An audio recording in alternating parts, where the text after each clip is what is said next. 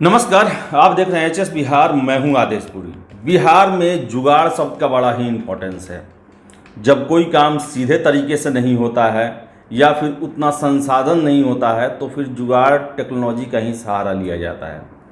बिहार का विधानसभा का चुनाव अभी तुरंत ही पूरा हुआ है और ऐसे में महागठबंधन जो है वो कुछ सीटों से बहुमत प्राप्त करने से चूक गई। ऐसे में वो जुगाड़ टेक्नोलॉजी का सहारा ले रही है, यानी कि जुगाड़ टेक्नोलॉजी में वो क्या रास्ते अपना रही है। जैसी खबरें निकल के आ रही है कि एक स्पेशल टास्क फोर्स बनाया गया है और इस स्पेशल टास्क फोर्स में बाहुबल, मनी और पॉलिटिक्स तीनों का सहारा लिया जा रहा है। आपको सबसे पहले हम बताएं कि जो बाहुबल जो है, जिसके माध्यम से बिहार के जो विधायक हैं, जो छोटे छोटे दल के विधायक हैं या फिर निर्दलीय हैं, उनको अपने पाले में लाने का प्रयास किया जा रहा है और इसके लिए दो सेनापतियों का चुनाव किया गया है। एक हैं अनंत सिंह और दूसरे हैं रितलाल यादव। आपको बता दें कि अनंत सिंह अभी फ़िलहाल जेल में है, बेऊर जेल में। तो वही रितलाल यादव कुछ दिन पहले ही जेल से निकले हैं और दानापुर से विधायक चुन के आए हैं और इन दोनों को बड़ी जिम्मेदारी दी गई है। गुपचुप तरीके से खबरें बाहर नहीं आई हैं, लेकिन जो सोर्सेज हैं वो बता रहे हैं कि इन्हें जो है वैसे विधायक जो कि निर्दलीय हैं या फिर छोटे दलों से चुन के आए हैं, उन्हें अपने फेवर में करना है। तो वही मनी के दम पर ये काम जो है एमएलसी सुनील सिंह और राज्यसभा सांसद अमरेंद्र धारी सिंह, इन दोनों लोगों को सौंपा गया है कि वैसे विधायक जो कि मनी पावर के दम पे महागठबंधन की तरफ आ सकते हैं, उन्हें वो सहयोग करें। और सारे का मैनेजमेंट जो पॉलिटिकल लेवल पर देखने के लिए जिन्हें ये दायित्व दिया गया है वो है मनोज झा, कि अगर कोई बात बनती है तो उसे जो है राजनीतिक रूप से उसे पेश किया जाए, उनके मिलने को एक स्वाभाविक मिलन कहा जाए। तो बिहार की राजनीति में आपको बताएं कि जुगाड़ टेक्नोलॉजी का पूरा प्रयोग होना शुरू हो गया है और महागठबंधन के नेता जो हैं तेजस्वी यादव, वो स्पेशल टास्क फोर्स के माध्यम से इस काम को कर रहे हैं। हालांकि ये सारे काम जो है वो पर्दे के पीछे से चल रहे हैं, क्योंकि महागठबंधन का शुरू से आरोप रहा है कि जनता का रुझान जो है उनके लिए ज़्यादा था और चुनाव में गड़बड़ियाँ की गई। वैसे तो ये जो जुगाड़ टेक्नोलॉजी है बिहार की राजनीति में कोई नई नहीं है, पहले भी इसका प्रयोग होते आया है। खुद लालू यादव जो हैं वो इसके बहुत बड़े एक कहें तो इंजीनियर माने जाते हैं, क्योंकि बिहार में जब भी उनकी सरकार बनी कुछ ना कुछ बहुमत से वो दूरी रह जाते थे और ऐसे में लालू यादव जो हैं काफ़ी अच्छे तरीके से इसे पूरा करते थे। और आपको बता दें कि इस जुगाड़ टेक्नोलॉजी का जो है वो असर भी दिखना शुरू हो गया है।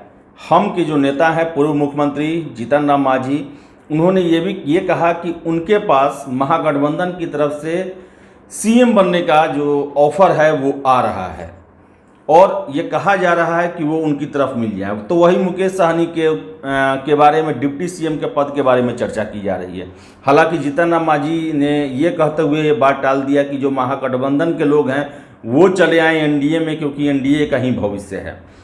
तो अब देखने वाली बात है कि जहां ये जुगाड़ टेक्नोलॉजी, लालू यादव जो हमेशा उनके पक्ष में जाता था और लगातार वो सरकार बनाते रहे, क्या उनके बेटे तेजस्वी यादव इस जुगाड़ टेक्नोलॉजी में एक सफल इंजीनियर बन पाते हैं या फिर इनकी टेक्नोलॉजी धरी की धरी रह जाती है। लेकिन सबसे अहम बात कि इसमें दो सेनापति जो हैं बाहुबली अनंत कुमार सिंह और रितलाल यादव, इन दोनों को लगाया गया है और वो लगातार जो हैं संपर्क साध रहे हैं वैसे विधायकों से, वैसे दलों के नेताओं से जिनकी संख्या जो है छोटी है, लेकिन बहुमत उनके सहारे ये बहुमत प्राप्त कर सकते हैं।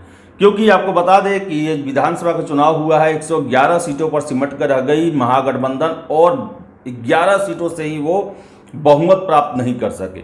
ऐसे में महागठबंधन के सामने सबसे बड़ी चुनौती ये है कि अगर वो सरकार बनाने से चूक जाते हैं तो 5 साल एकजुटता बनाए रखना बड़ा ही मुश्किल काम होगा। ऊपर से ये भी हो सकता है कि एनडीए के पास भी बहुत ज़्यादा बहुमत नहीं है। 125 सीटों पर ही वो विजय प्राप्त की है, जबकि 122 सीटों का जादुई आंकड़ा है।